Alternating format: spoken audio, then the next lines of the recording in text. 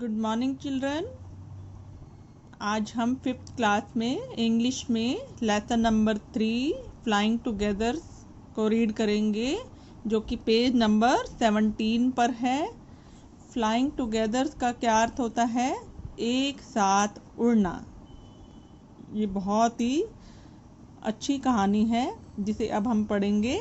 फिर से देखते हैं क्या नाम है हमारी लेसन का। Flying together. फ्लाइंग मीन उड़ना, टुगेदर मीन एक साथ, यानी कि एक साथ उड़ना। और ये गीद की स्टोरी है। किसकी? कौन से बर्ड की? गीद की, यानी बतखों की कहानी है। तो उस कहानी को पढ़ने से पहले आपसे कुछ प्रश्न पूछ रही हूँ मैं। तो पहला प्रश्न मैं आपसे क्या पूछ रही हूँ? डू यू ऑलवेज ओबे योर एल्डर्स? ऑलवेज मीन हमेशा, ओबे मीन आज्ञा का पालन करना, एल्डर्स मीन बड़े। बड़े मतलब बुजुर्ग, बुजुर्ग मतलब जो आपके घर में आपके दादा दादी हैं, ताऊ ताई, चाचा चाची जो भी हैं, एल्डर्स हैं ना ये आपके। तो इसका क्या अर्थ है कि क्या आप हमेशा अपने से बड़ों की आज्ञा का पालन करते हैं, उनकी बात मानते हैं, उन्हें रिस्पेक्ट देते हैं?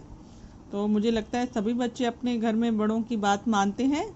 तो आप क्या लिखेंगे? यस, आई ऑलवेज ओबे माई एल्डर्स। ये देखिए मैंने यहाँ लिखा है, यस आई ऑलवेज ओबे माई एल्डर्स। ठीक है। उसके बाद अगला प्रश्न मैं आपसे पूछ रही हूँ, व्हेन यू डोंट ओबे your elders how do they feel? अब इसका क्या अर्थ है कि जब आप अपने दादा दादी की बात को नहीं मानते तो वो कैसा फील करते हैं, कैसा महसूस करते हैं, उन्हें कैसा लगता होगा? आप बताइए कि अगर आप अपने दादा दादी की बात को नहीं मानते तो वो कैसा महसूस करते हैं? बताइए, हैप्पी फील करते हैं, सैड फील करते हैं वो? तो बताओ कौन क्या फील करते हैं? बिल्कुल सही, वो सैड फील करते हैं। कैसा फील करते हैं? सैड फील करते हैं। तो आप लिख सकते हैं they would feel very bad, sad, कुछ भी बोल सकते हैं। When we don't obey them, जब हम उनकी बात को नहीं मानते तो वो बुरा महसूस करते हैं। आगे, How much time do you spend with your grandparents? What do you do when you are with him? How much time? आप कितना समय देते हैं अपने दादा दादी को? अपने दादा दादी के साथ कितना समय व्यतीत करते हैं? And what do you do when you are with them? आप क्या करते हैं, आप क्या बातें करते हैं जब आप उनके साथ होते हैं? आप बताइए, आपका एक्सपीरियंस क्या है इस बारे में? तो बताओ, पहले तो ये बताओ आप कितना टाइम अपने दादा दादी के साथ स्पेंड करते हैं? 20 minutes, 50 minutes, 1 hour, 2 hours, 3 hours, 4 hours, ये आपने बताना है। ठीक है। आप यहाँ पर ऐसे लिख सकते हैं, I spend daily 1 hour with my grandparents. 1 hour की जगह आप जितना टाइम आपको जो भी सही लगता है, 20 मिनट्स, 50 मिनट्स, 1 आवर, 2 आवर्स, वो आप चेंज कर सकते हैं यहाँ पर। और आप उनके साथ क्या बातें करते हैं?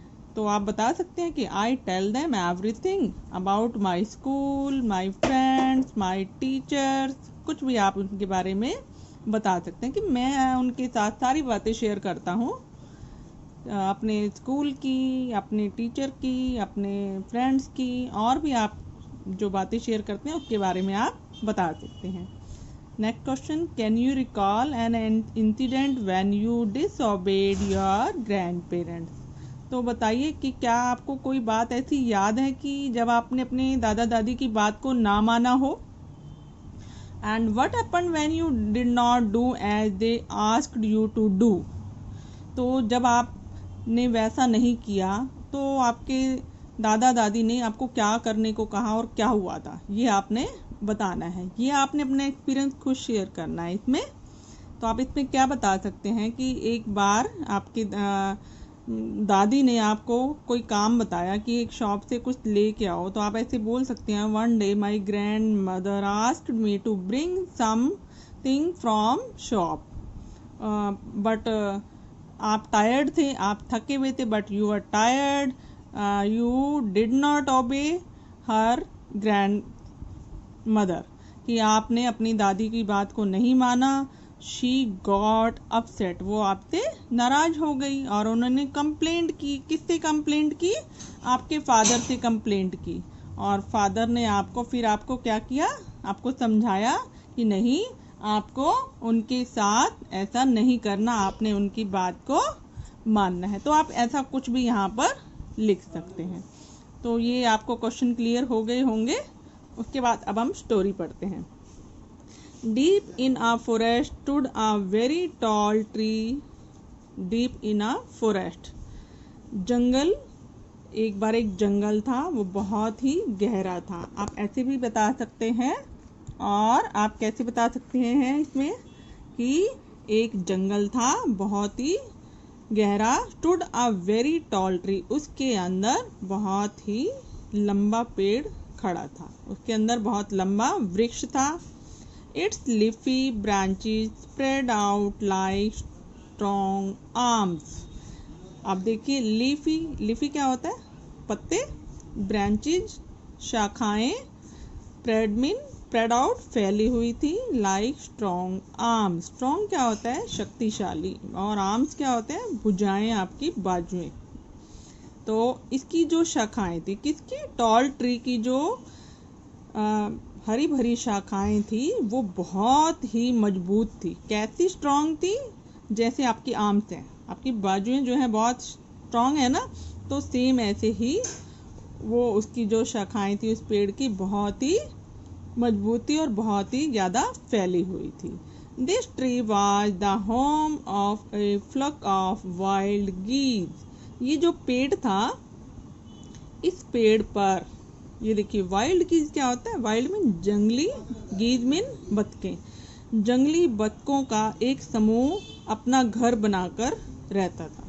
इस पेड़ पर किसका घर था, जंगली बतखों के समूह का। ये देखिए, आपको मैं यहाँ पहले पिक्चर दिखाती हूँ। ये आपको ट्री दिखाई दे रहा है, ये कैसा है, टॉल ट्री है। और यहाँ देखिए, यहाँ पर कितनी सारी गीज रह रही है ना, ये बहुत ही स्ट्रांग है और इसके ऊपर गीज यहाँ पर रहती हैं, ठीक है। और नीचे देखिए, यहाँ पर आपको क्या दिखाई दे रही है, ये है बेल, जिसे हम बोलते हैं क्रीपर। क्या बोलते हैं, क्रीपर बोलते हैं। ये बेल आपको पतली सी दिखाई दे रही है, तो इसी से रिलेटेड हमारी स्टोरी है। अब हम आगे देखते हैं क्या होता है। यहाँ पर हम पढ़ रहे थे, फिर आगे, दे फेल्ट सेफ देयर, वो वहाँ पर अपने आप को बड़ा सेफ यानी सुरक्षित महसूस करती थी। One of the geese was a wise old bird, उनमें से जो एक बतख थी बहुत ही वाइज मीन बुद्धिमान, समझदार, ओल्ड बर्ड, उनमें से एक जो बूढ़ा पक्षी था, वो बहुत ही क्या था, बुद्धिमान था और समझदार था। यहाँ तक आपको क्लियर हो गया। आगे देखिए, ही noticed a small creeper at the front of the tree, उन्होंने नोटिस किया, महसूस किया, ध्यान दिया कि एक स्मॉल क्रीपर, एक छोटी सी, जो क्रीपर में बेल है, वो पेड़ के पास नीचे उगाई है, पेड़ के सामने वहाँ पर उगाई है। उसने क्या देखा कि छोटी सी बेल वहाँ पर आ गई है। He spoke to the other birds about it. उसने क्या किया, दूसरे पक्षियों से इस बारे में बात की। किसके बारे में, इस क्रीपर के बारे में। ये देखिए, ये जो क्रीपर आपको दिख रही है ना, इसके बारे में एक ओल्ड गीज ने बात की यहाँ पर, कि देखो वहाँ पर क्या है, कि एक बेल उगाई है। Do you see that creeper, क्या तुम्हें वहाँ पर कोई बेल दिखाई दे रही है। He said to them, उसने दूसरी बतखों से बात करी, कहा कि देखा कि क्या तुम्हें किसी को भी यहाँ पर क्रीपर दिखाई दे रही है, बेल दिखाई दे रही है। Let us destroy it, destroy क्या होता है, नष्ट करना, उखाड़ देना। चलो हम ऐसे करते हैं, इसको नष्ट कर देते हैं, उखाड़ देते हैं। Why must we destroy it? asked the geese in surprise. तभी बतखों ने, सरप्राइज होता है हैरानी से, पूछा, क्यों हम इसको नष्ट करें, इसे हम किस लिए उखाड़ें। इट इज सो स्मॉल, ये तो बहुत ही छोटी है।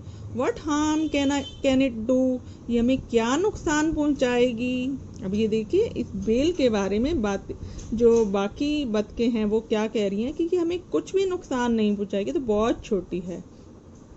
My friend, replied the wise old bird. बुद्धिमान जो समझदार बूढ़ा पक्षी था, उसने कहा कि मेरे दोस्तों, माय फ्रेंड्स, मेरे दोस्तों मेरी बात को सुनो। ये जो दैट लिटिल क्रीपर है विल सून ग्रो, ये बहुत जल्दी ही बड़ी हो जाएगी। That little creeper will soon grow, ये जो छोटी सी बेल आज आपको दिख रही है ये बहुत जल्दी बड़ी हो जाएगी। As it creeps up this tree it will become thick and strong. जैसे ही ये बड़ी हो जाएगी पेड़ पर ऊपर चढ़ती जाएगी और ये दिन प्रतिदिन थिक मीन मोटी भी होती जाएगी और मजबूत होती जाएगी। तो यहाँ तक बच्चों आपको समझ में आ गया। तो आज हम इसी वीडियो में इतना ही समझेंगे, अगली वीडियो में हम आगे का समझेंगे। तब तक इस वीडियो में इसी पार्ट को अच्छी तरह से बार बार देखिए, पढ़िए और समझिए कि इसमें क्या कहा गया है। Bye bye, thank you.